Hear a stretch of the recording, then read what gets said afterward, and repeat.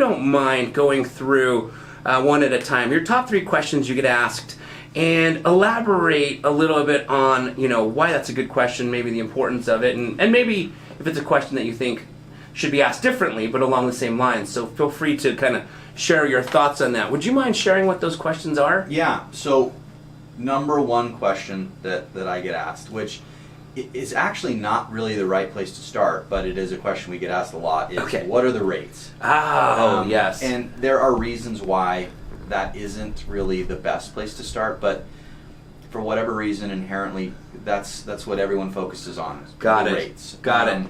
And the reason that is not the best place to start is there's so much more to a mortgage than just the rates that you're getting.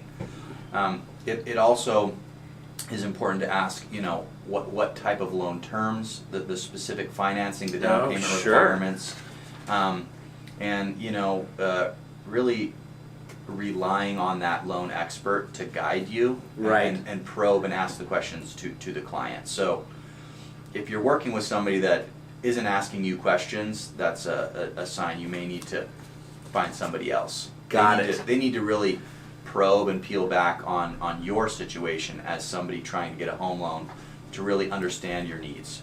That makes sense. Everybody's situation is different. Everyone's. Yeah. Okay. Absolutely. Yeah. Very cool. The second question that we get asked a lot, which it's a good question, is there 100% financing? The answer to that question is yes. Okay. There are loans that are created in a way where you are literally borrowing 100% of the value of the house. There are trade-offs to it. Okay. You may have a slightly higher interest rate. You may have a second mortgage. Got it. You really can get into a home with very little down, especially if your great real estate agent can negotiate that the seller of this home pays your financing costs. Got it. It's not always a guarantee that will happen, but Right. if they can, you really can get into a home for very little down. Got it. And very little out of pocket. Oh, very cool. Excellent. Yeah. Just out of curiosity, what needs to happen as a whole for something like that for 100% financing? I mean, does the person have to have like immaculate credit, and then maybe the property needs to be undervalued, or can it be at appraised value and maybe have decent credit? Is there certain criteria where? Yeah. So there is actually a very large, I don't want to say financial institution, but it is a very big player in the space of affordable housing, and the entity is called Utah Housing. Okay. And they have 4 specific home solutions for a primary residence home buyer. Oh. And they have various requirements. They have income restrictions, meaning you cannot make above a certain amount to qualify for this particular home. Interesting. Yep.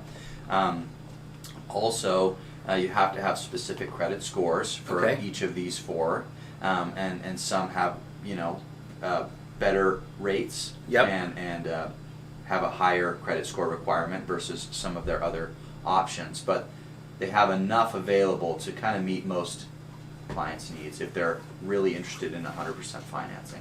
Got it. Okay, great. So they don't even have to be high income earners or maybe the best credit. Yeah, in fact, it is a little discriminatory in the sense that if you are a high income earner, you cannot qualify for this loan program. Interesting. So it is a very, very popular way to finance a home if even 3.5% of the purchase price is not something that the borrower or the client would have saved. Wow. So they can even borrow, like I said, the down payment itself. That's fantastic. Yep. It really gives everybody an opportunity to be a homeowner. Mm-hmm. Okay, very cool. Do you have to have 2 years of work history at the same place? Have to have 2 years of work history. Doesn't have to be at the same place, though. Oh, okay. Yep, it just is a continuous 2 years Got it. of full-time work. Got it. Does it have to be same industry, or could it literally go from one industry to a completely different industry? If you're full-time and it's a type of income like an hourly wage or a set salary, it can be in 2 different industries. But if we're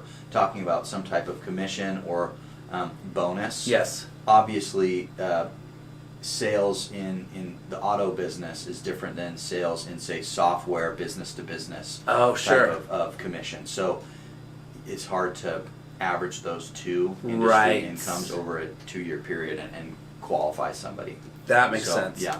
Okay. As you can see, there are details involved. Lots of and details. It's important that you're working with someone that's done it before. Okay, very cool.